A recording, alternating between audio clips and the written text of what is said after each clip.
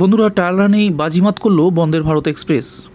ঘন্টায় 180 কিলোমিটার গতি ছুঁয়ে রেলের মুকুটে নয়া পালক যোগ করল বন্দের ভারত এক্সপ্রেস। তো চলুন দেরি না করে কী আছে আজকের এই ইন্টারেস্টিং আপডেট জানবো সবিস্তারে। তাই বিস্তারিত যাওয়ার আগে ভিডিওটি ভালো লাগলে একটি লাইক দেবেন, শেয়ার করবেন এবং চ্যানেলে নতুন হলে লাল রঙের সাবস্ক্রাইব বাটনটি প্রেস করে পাশের অল ঘন্টাটি বাজিয়ে দেবেন এই সংক্রান্ত আপডেটগুলি সবার আগে আপনার কাছে পৌঁছে দিতে।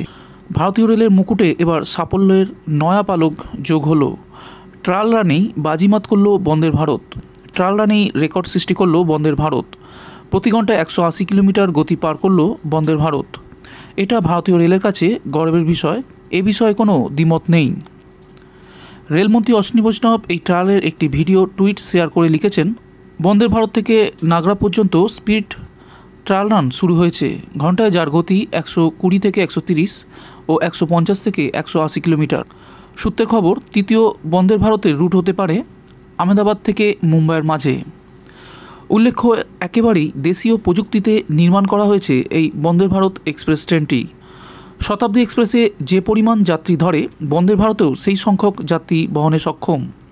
অত্যাধুনিক প্রযুক্তিতে নির্মিত এই ট্রেন আত্মনির্ভর ভারতের মূর্ত প্রতীক বলেই দাবি করা হচ্ছে রেল মন্ত্রকের পক্ষ থেকে। চেন্নাইয়ের ইন্টিগ্রাল কোচ ফ্যাক্টরিতে এই ট্রেনটি নির্মিত করা হয়েছে। এই ট্রেনের ব্রেকিং সিস্টেমে বিশেষ নজর দেওয়া হয়েছে। পাওয়ার কনজামশন কমিয়ে যাতে এর ব্যবহার করা সম্ভব হয় সেদিকেই নজর দিয়েছে আইসিএফ। শুধুমাত্র যে অত্যাধুনিক যন্ত্রপাতির ব্যবহার করাই নয়, বন্দের ভারতে যাত্রী নিরাপত্তা ও যাত্রী স্বাচ্ছন্দ্যকেও বিশেষ গুরুত্ব দেওয়া হয়েছে।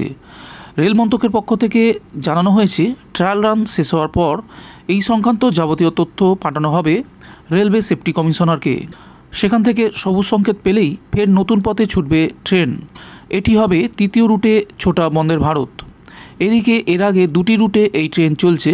একটি হচ্ছে নয়াদিল্লি থেকে বারাণসী, দ্বিতীয়টি হচ্ছে নিউ দিল্লি থেকে কাটরা পর্যন্ত।